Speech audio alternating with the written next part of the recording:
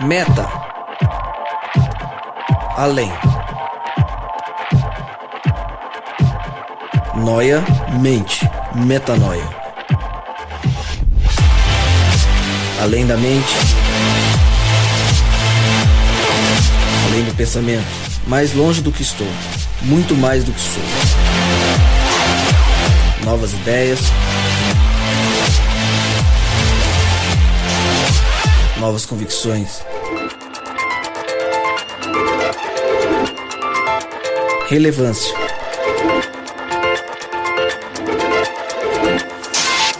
Plenitude. A busca pelo ideal.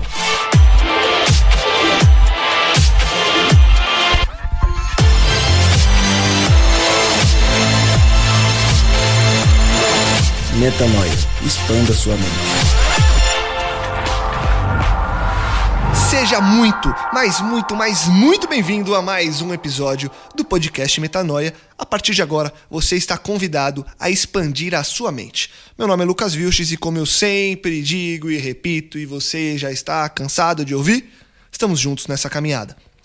Se você não sabe sobre o que eu vou falar a partir de agora, do Fórum Começos à Criação, volte lá no episódio 31. Se você não ouviu nada, nem o 31, nem o 33, eu peço que você agora dê um pause, pausou, volta lá, escuta o 31, escuta o 33 e aí volta pro 35. Por que isso? Porque a gente está em semanas intercaladas apresentando uma série, como eu disse, que tem como nome Fórum Começos à Criação. De onde vem essa série? De um evento que aconteceu na comunidade Nova Semente, onde pastores trouxeram à tona de forma muito profunda os argumentos bíblicos a respeito de como tudo começou, da origem do universo, de como Deus nos criou. Um conteúdo relevante, um conteúdo denso, por isso eu peço que você volte para acompanhar essa série semana após semana, mesmo com essas intercaladas que a gente colocou para que você não perca o nosso conteúdo de costume. Então no 31 teve um episódio do fórum, no 32 a gente voltou com nossa reunião de costume, no 33 mais um episódio do fórum, no 34, no último episódio, a gente bateu o nosso papo mais uma vez e agora no 35 um novo conteúdo, a terceira palestra do Fórum Começos à Criação. Se você perdeu as primeiras, volte ali no 31 e no 33, no 31 e no 33 e ouça esses conteúdos. Hoje, mais um episódio. O tema é Criação e Criador, Jesus e os relatos de Gênesis. Quem traz essa palestra é o pastor Fabiano Mendes, a partir de agora.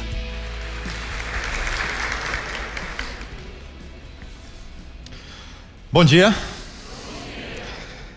Vocês não sabem como o coração de pastor fica feliz de ver a igreja cheia domingo de manhã com gente que quer estudar a Bíblia. Faz validar o nosso trabalho aqui. Sempre conversamos sobre o que fazemos na Nova Semente. Essa é uma das marcas, uma igreja que preza por conteúdo bíblico. Um conteúdo que possa apresentar Jesus Cristo de uma maneira que atrai o nosso coração e muda. Bem-vindo ao primeiro Fórum Começos. Há muito tempo tínhamos o desejo de expandir o que a gente tem a cada semana, durante 3 horários, sábado, segunda, terça-noite, para um encontro grande em que pudéssemos estudar mais temas bíblicos e pudéssemos aprofundar. E o nosso primeiro tema, com a participação de convidados muito especiais, pós-graduados em Antigo Testamento, uma intimidade muito grande com o texto da criação, pudessem estar conosco aqui hoje. E boa parte do que nós já tivemos nas 2 primeiras palestras nos ajuda a ter uma nova compreensão de como ler o relato da criação, o que a nossa fé cristã deve dizer sobre o texto bíblico da criação. Como hoje, no século 21, podemos nos relacionar com esses textos tão antigos, lenda, mito, ou podemos crer neles como um relato histórico? A minha palestra, o estudo que eu quero compartilhar com vocês hoje pela manhã, ele volta de novo no tempo para explorarmos um pouco sobre a compreensão dos escritores do Novo Testamento e do próprio Jesus a respeito dos textos do Antigo Testamento e um enfoque sobre os textos da criação que estudamos nas 2 primeiras palestras. Primeiro, é preciso a gente marcar algo. Todo texto, ele traz uma ideia ou um propósito original do seu autor. O autor que escreve algo, ele está comunicando através daquele texto o que o autor gostaria de transmitir. Além disso, há também o impacto que isso vai trazer para o primeiro leitor. O autor tem alguém em mente quando escreve, e essas pessoas vão se relacionar com o texto. O processo de comunicação, como funciona entre o autor e o primeiro leitor. Recentemente, as pessoas têm dado um pouco mais de ênfase em relação ao leitor apenas, e não esse relacionamento com o autor. Isso traz uma série de problemas. É óbvio que cada pessoa, em cada tempo, em cada geração, ao se relacionar com o texto, vai ter uma compreensão sobre ele, e não necessariamente a primeira intenção do autor. A isso, alguns especialistas têm chamado de superinterpretação do texto. O que vale é o que significa o texto depois que o leitor, seja ele quem for, se apropria dele. É o que significou para mim. Embora isso seja um campo novo e muito interessante de estudos, quais os efeitos de um determinado texto na vida e na experiência de alguém que se apropria desse texto.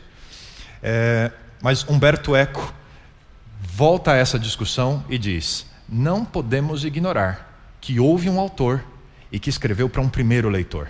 Então, apesar do direito de todo leitor se apropriar de um texto, não podemos esquecer que aquele texto tem uma interpretação objetiva. E por isso voltamos aos escritores do Novo Testamento, que estão muito mais próximos de nós do texto bíblico hebraico do Antigo Testamento, e mesmo a versão grega do Antigo Testamento, que já circulava nos dias de Jesus. A Septuaginta já havia sido produzida, já era de uso comum num mundo agora de fala grega. Mas há sim alguns critérios que a gente encontra e que eles vão se repetindo no uso dos autores do Novo Testamento em relação ao texto hebraico e grego do Antigo Testamento. Primeiro, quando remissões textuais que estão presentes no texto do Novo Testamento, elas têm um alto grau na sua redação de proximidade ou de similaridade com o hebraico, nós chamamos isso no Novo Testamento de citações. Ou seja, o autor do Novo Testamento está fazendo uma citação de textos do Antigo Testamento. Além desse uso do Novo Testamento pelo Antigo, as citações, e um exemplo aqui, por exemplo, quando Jesus fala que dos pequenos tirou o louvor perfeito, ele está fazendo uma citação a uma grande similaridade com o texto bíblico de Salmo, capítulo 8, verso 2, quando há a afirmação dos pequenos louvando a Deus. Mas há também um segundo padrão, além das citações, as alusões ou referências. Você percebe que ele está recontando partes daquela história, não está buscando as palavras exatas do texto bíblico, seja ele em hebraico ou em grego, mas ali o padrão, história, personagens, está presente. É uma alusão ou uma referência ao Antigo Testamento, e não uma citação. E há também as conexões temáticas. Os autores do Novo Testamento também fazem conexões temáticas. Eles estão escrevendo sobre um texto, não estão usando termos mais técnicos ou presentes no hebraico e no grego do Antigo Testamento, mas eles estão discorrendo sobre o mesmo tema, e você consegue enxergar uma estrutura teológica na abordagem daquele tema, que é muito similar à estrutura teológica presente no texto do Antigo Testamento. Esse é um uso que os autores do Novo Testamento fazem. A referência ou o padrão do Antigo Testamento, ele é clássico para se compreender o Novo Testamento, porque ele é a base que os autores do Novo Testamento utilizam. Alguns exemplos, se você quiser dar uma olhadinha na sua Bíblia, por exemplo, Paulo vai fazer uma referência a isso na segunda carta que ele escreve a Timóteo, capítulo 3, verso 16. Paulo diz: toda escritura é divinamente inspirada, proveitosa para ensinar, repreender, corrigir. É um texto que você conhece muito bem. Nós às vezes usamos para defender a inspiração de toda a Bíblia, porque Paulo faz a afirmação, toda a escritura. Mas quando ele usa aqui o grego, regrafé, ele está se referindo à escritura do Antigo Testamento. O texto bíblico do Antigo Testamento. Essa era a escritura para os autores do Novo Testamento. O Novo Testamento está em formação. O cânon do Novo Testamento vai estar mais maduro algumas décadas ainda à frente daquilo que Paulo produz. E quando ele tem em mente a validação da inspiração da Escritura, ele está falando, obviamente, do Antigo Testamento. Eles têm em alta conta a inspiração e a revelação do texto bíblico do Antigo Testamento. Um outro exemplo, um pouco mais à frente, a segunda carta de Pedro, no capítulo 1, versos 20 e 21, Pedro também faz uma afirmação muito importante a respeito da revelação. Acima de tudo, diz ele no verso 20, lembrai-vos de que nenhuma profecia da Escritura, a mesma expressão utilizada por Paulo, Pedro utiliza aqui, que é de particular interpretação, mas ela não foi produzida pela vontade dos homens, mas sim da parte de Deus, movidos pelo Espírito Santo. De novo, Paulo está trazendo o lugar de primazia da Escritura hebraica para a base da fé cristã. Esse é um uso contínuo que os autores do Novo Testamento fazem. Por exemplo, para completar essa primeira parte da nossa introdução, no Evangelho de Lucas, Lucas também utiliza ou demonstra essa similaridade, familiaridade com o texto do Antigo Testamento. Falando a respeito de Jesus no capítulo 24, verso 44, aquele episódio em que Jesus está na estrada de Emaús com os discípulos depois da ressurreição, Lucas registra o diálogo entre Jesus e os dois discípulos.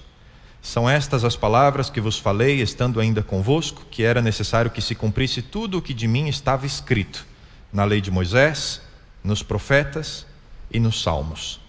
Esse cânon tripartite do Antigo Testamento, essa divisão clássica entre a lei, os profetas e os salmos, ela era comum ou era bem conhecida dos autores do Novo Testamento. Eles eram íntimos desse texto e utilizavam muito bem.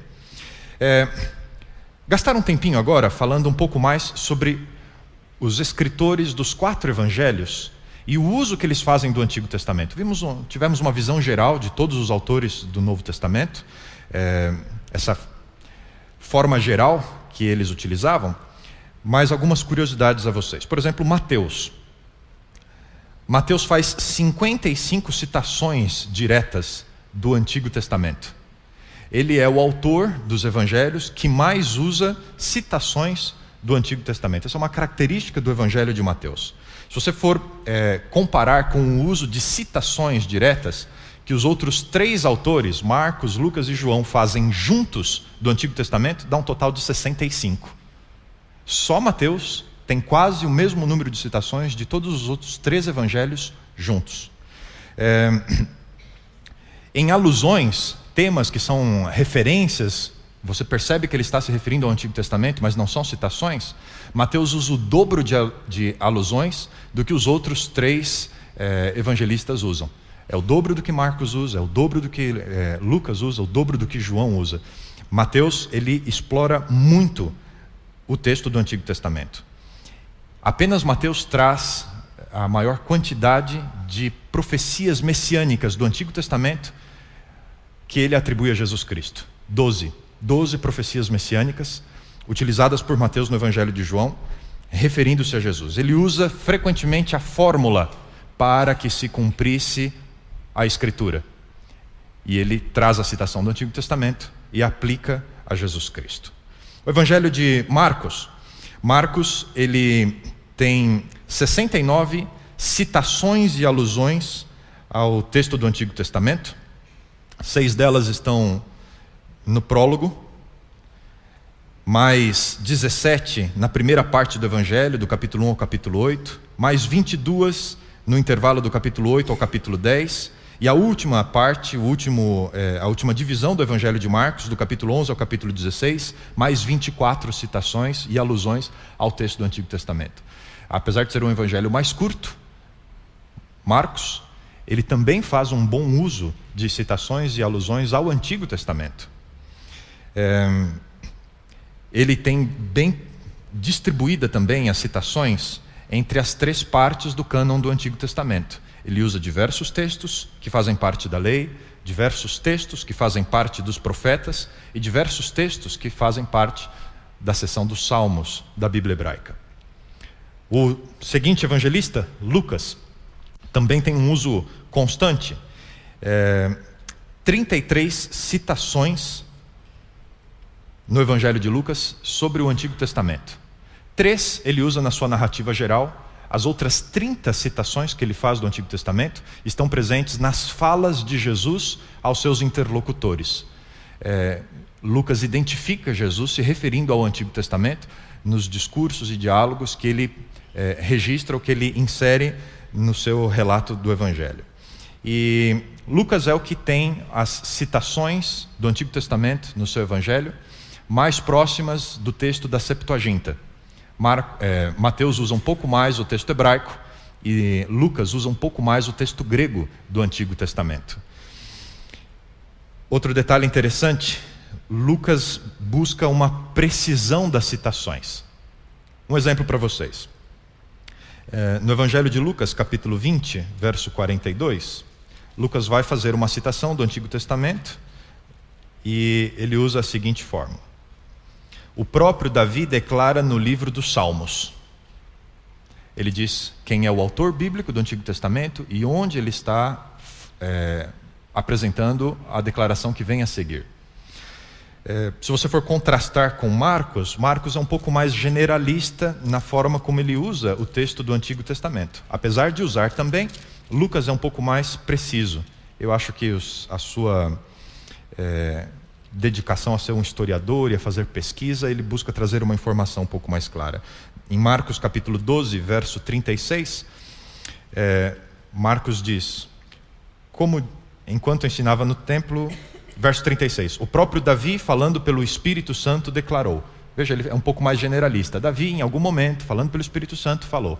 Lucas já usa Davi no livro de Salmos, declarou. Ele é um pouco mais preciso do uso ou das citações do Antigo Testamento que ele menciona. E finalmente, nessa abordagem dos evangelistas e o uso deles sobre o Antigo Testamento, nós temos o Evangelho de João, o 4º Evangelho, e ele traz apenas 14 citações diretas do Antigo Testamento. 7 salmos, 4 do livro do profeta Isaías, mais 2 do profeta Zacarias e uma citação do Pentateuco. Mas ele também traz elementos das 3 partes do cânon do Antigo Testamento. A lei, os profetas e os salmos. Há então em João, os demais evangelistas, e nos discursos e nas citações de Jesus do texto do Antigo Testamento, uma harmonia.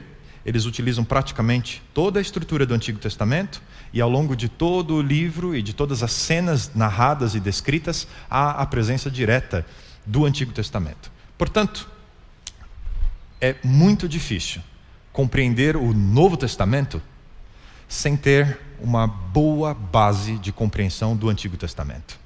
A fé cristã, e eu tenho visto diversas linhas de cristãos dizerem, não, só precisamos do Novo Testamento, porque lá estão as histórias de Jesus, e isso nos basta, é suficiente para a nossa fé, aquilo que a gente precisa. Quais são as ordenanças de Jesus? Isso é o que me interessa. Não, se você quiser ser sério com o texto do Novo Testamento e com os ensinos de Jesus, você precisa conhecer um pouco mais o texto do Antigo Testamento, porque é de lá que vem a referência que vai construir o pensamento de Jesus a respeito da fé e a respeito do relacionamento com Deus. Falando um pouquinho então sobre Jesus e o uso do Antigo Testamento, que a gente encontra nas passagens de Jesus registradas pelos evangelistas. Alguns princípios gerais. Mateus capítulo 5, verso 17, a gente vai usar um pouco mais agora o Evangelho de Mateus, é o que mais utiliza o Antigo Testamento, proporcionalmente, e é o que a gente vai gastar um pouquinho mais de tempo agora. Capítulo 5, verso 17, Jesus declara o seguinte: não penseis que vim destruir a lei ou os profetas. Não vim destruí-los, mas para cumpri-los. Quando Jesus usa essa expressão, a lei e os profetas, ele está fazendo uma referência ao texto do Antigo Testamento. Aquilo que foi revelado, aquilo que está escrito, aquilo que foi a revelação de Deus para nos trazer até aqui como povo, como nação. Eu vim para cumprir. Eu não vim para revogar, para mudar. Há um respeito de Jesus e um senso de continuidade.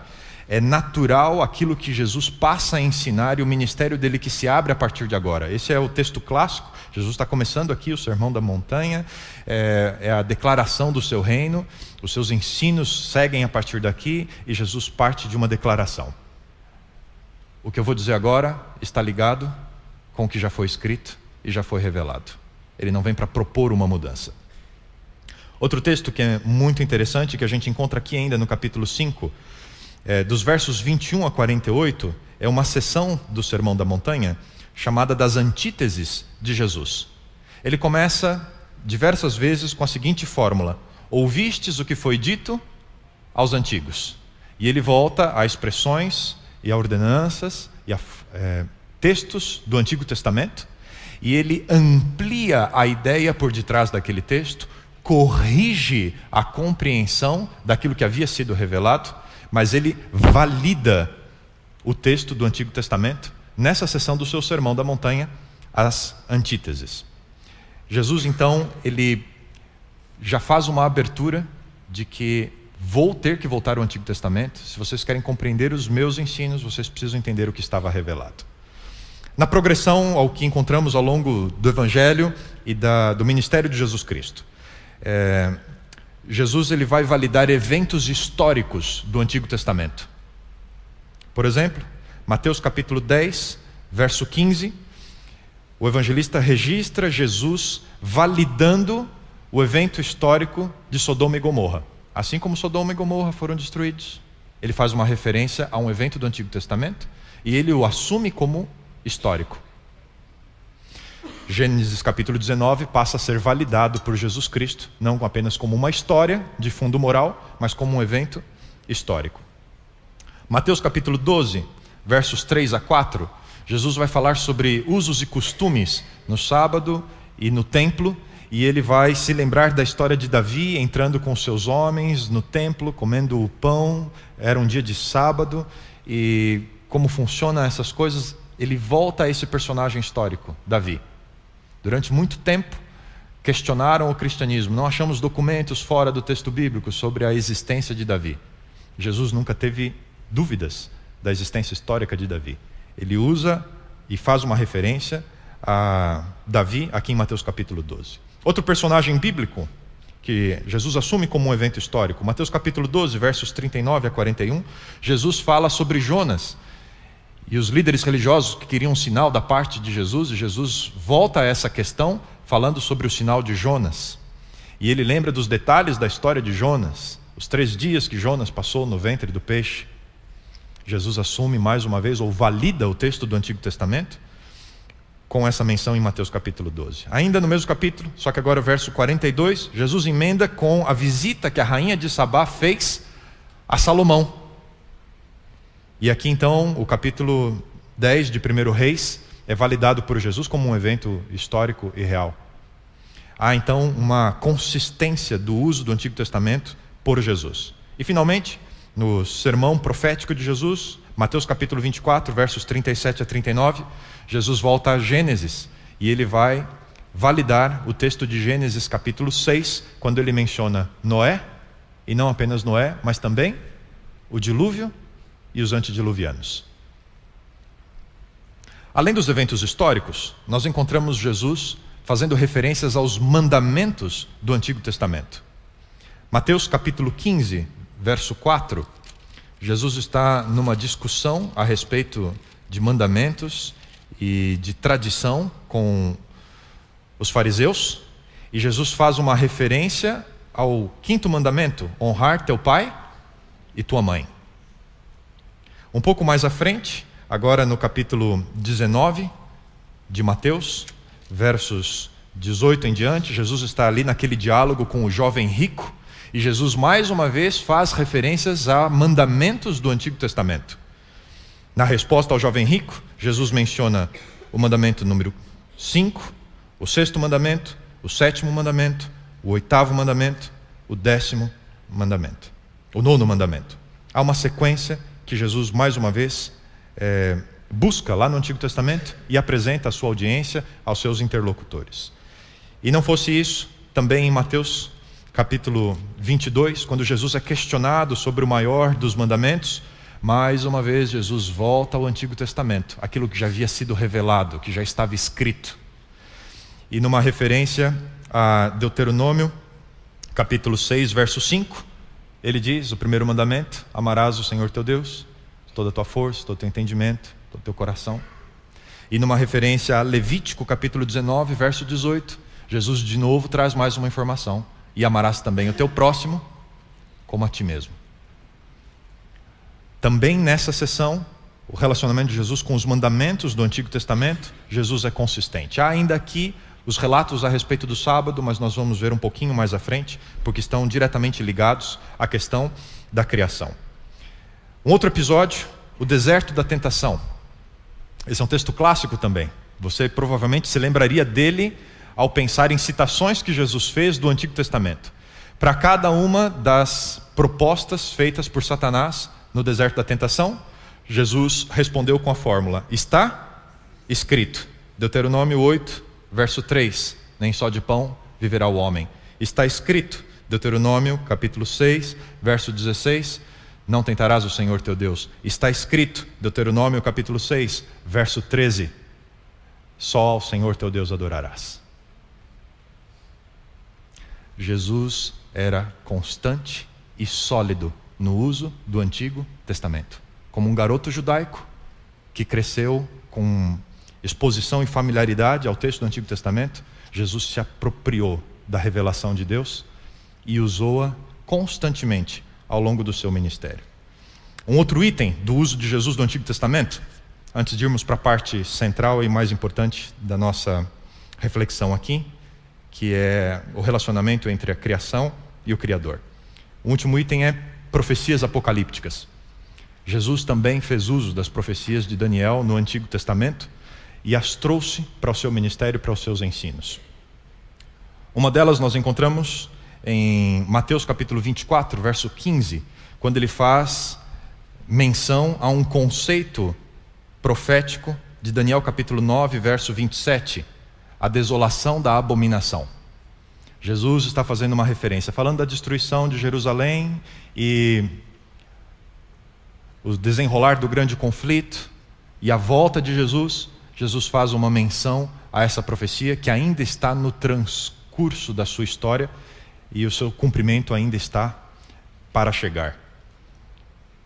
Além disso, Mateus capítulo 16, verso 13 é apenas um exemplo. Jesus interroga os discípulos: quem as pessoas dizem ser o Filho do Homem?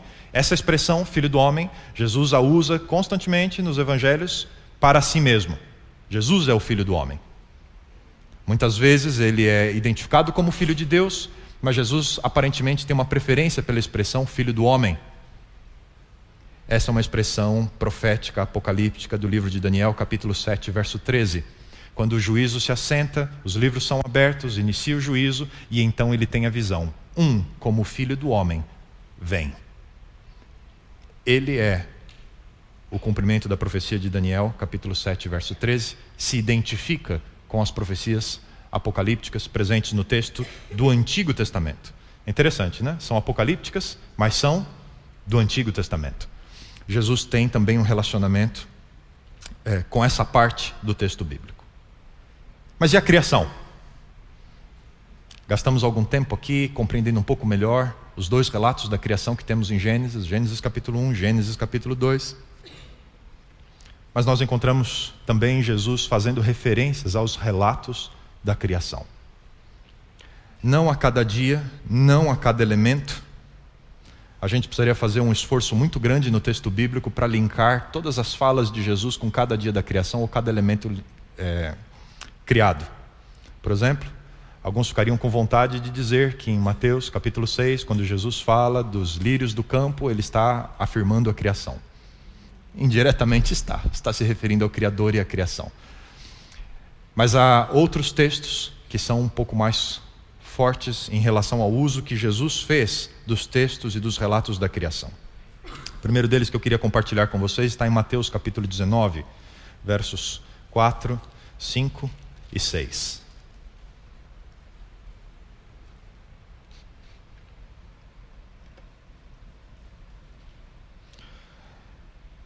Respondeu-lhes ele, Jesus: não leste que no princípio o Criador os fez macho e fêmea?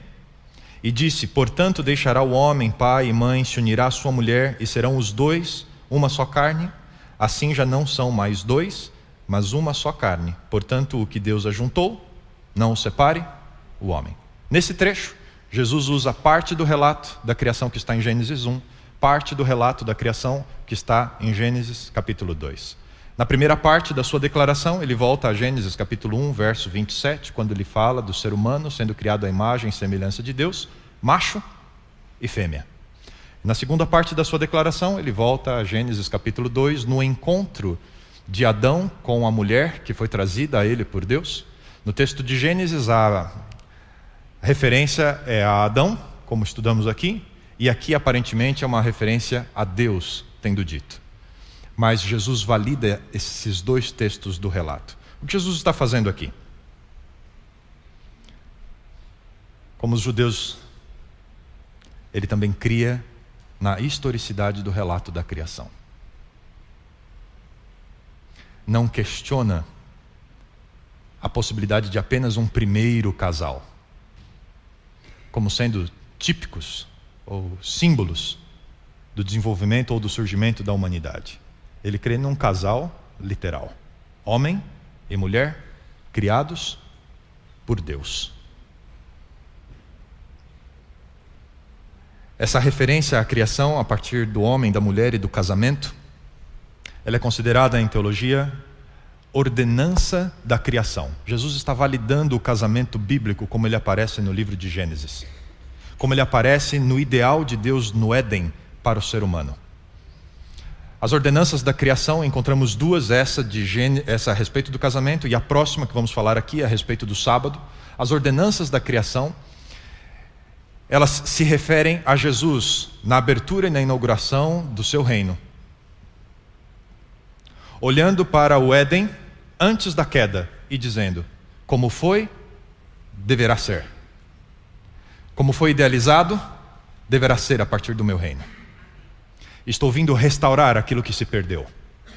Aquilo que foi criado, como foi criado, está sendo recriado a partir desse momento. Não há uma nova percepção de Jesus. Havia uma discussão nas escolas teológicas judaicas entre Hillel e Shammai, uma mais liberal do que a outra, a respeito do divórcio, novo casamento, mas Jesus diz: o ideal é o ideal do Éden, antes da queda. E no reino que estou inaugurando, aqui está a ordenança, uma ordenança da criação. Uma instituição que foi colocada na criação. Jesus a resgata e a valida para o reino que ele está inaugurando. Jesus reconhece a ligação que existe entre o que ele está inaugurando e aquilo que havia sido criado no início.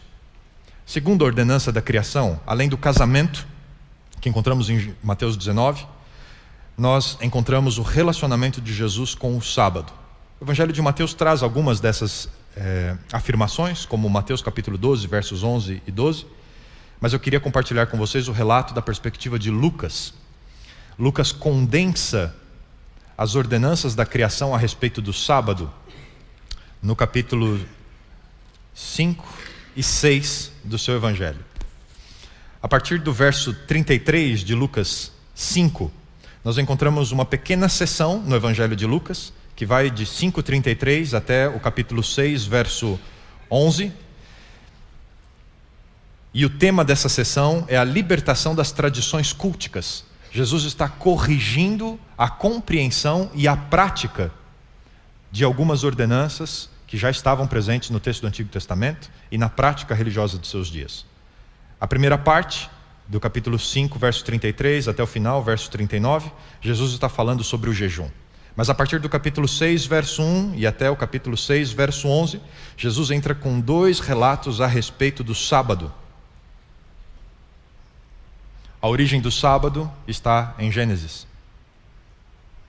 Capítulo 1 e capítulo 2, nós encontramos a criação do sábado em meio às obras criadoras de Deus. E Jesus traz essa segunda ordenança, além do casamento, da criação do homem e da mulher. Ele traz a criação do sábado por Deus na semana da criação como válidas e como sendo necessárias uma redescoberta do dom que Deus deu ao ser humano na criação, quando ele decide criar o sábado e entregar ao ser humano. É aqui que Jesus vai declarar que o Filho do Homem é Senhor do sábado e que ele vai questionar sobre a validade, se é lícito ou não fazer o bem no sábado. Jesus está corrigindo a compreensão e não invalidando. Você lembra no início da nossa discussão? Mateus capítulo 5, verso 17. Não vim revogar nem a lei, nem os profetas, mas cumpri-la. Jesus não está revogando a lei ou os profetas nos relatos das tradições culticas aqui em Lucas capítulo 6. Mas ele está dando o verdadeiro conceito do que é o sábado na experiência do ser humano, e o sábado vem da criação. Jesus valida um segundo elemento da criação, o sábado, além do casamento, como fazendo parte do seu ministério e do reino que ele está oferecendo às pessoas. A gente encontra isso também no Evangelho de Lucas, capítulo 4, voltando uma página da Bíblia. No verso 16, nós temos a informação de Lucas a respeito de Jesus e da prática religiosa de Jesus. Não é apenas um discurso de Jesus, mas é a sua prática. Chegando a Nazaré, onde fora criado, entrou num dia de sábado na sinagoga, segundo o seu costume, e levantou-se para ler. Qual era o costume religioso de Jesus? Ele observava o mandamento do sábado, que fora dado ao ser humano na criação.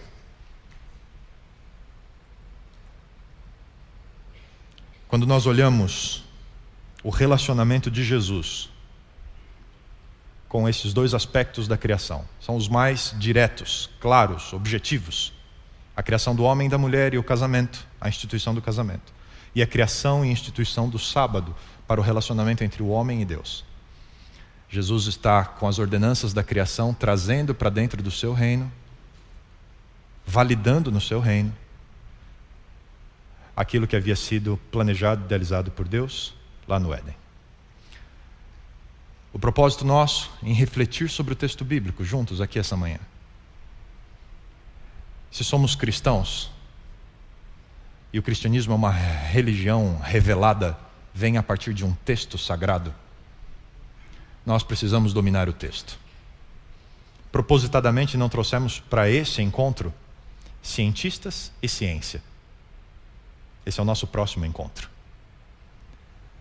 Mas a nossa primeira tarefa é, independente do que diz a ciência e de quais são as descobertas científicas, quais são os argumentos científicos, é o que diz o texto. Como o compreendemos? O que afirma a fé cristã?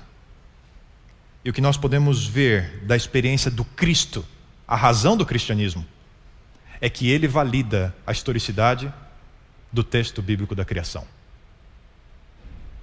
Se somos cristãos, e se a nossa fé está alicerçada no Cristo a partir da revelação, precisamos crer como cria o Cristo. Nenhum líder religioso cristão deveria fazer uma declaração diferente da declaração histórica do relato da criação, se ele segue Jesus Cristo. Recentemente, o mundo foi abalado por a declaração de um líder religioso muito influente, validando a teoria da evolução, que não está presente no texto bíblico, que não pode ser provada com uma exegese séria do texto bíblico. A nossa posição como cristãos é compreender que o Criador reconhecia a sua criação enquanto esteve em seu ministério aqui nessa terra.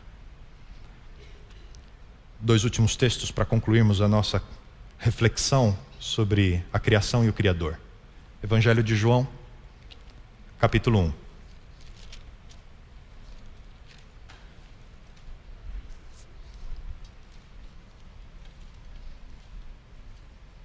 João abre a sua narrativa a respeito de Jesus, seguindo as mesmas palavras com que a primeira revelação, o livro de Gênesis, inicia. No princípio. No princípio era o Verbo estava com Deus e o Verbo era Deus. Ele estava no princípio com Deus. Olha a declaração de João. E todas as coisas foram feitas por meio dele. E sem ele, nada do que foi feito se fez. Eu tenho um primo que gosta muito desse texto. Parece que ele tem a razão de tudo. Mas Jesus é a razão de tudo.